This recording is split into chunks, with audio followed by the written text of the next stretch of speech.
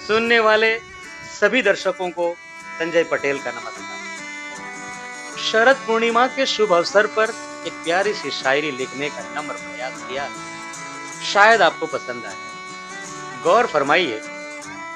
तो अर्ज किया है, शरद पूर्णिमा के चंद्रमा की शीतल छाया, शरद पूर्णिमा के चंद्रमा की शीतल छाया, देखा तेरे चांद से मुखड़े को तो लग गई माया।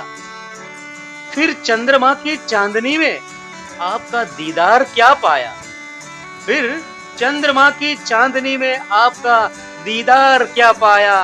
एक फकीर की झोली में सारा स्वर्ग उतर आया।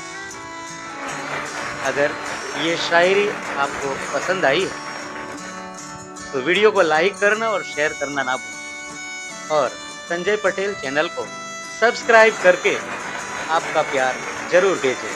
Thank you.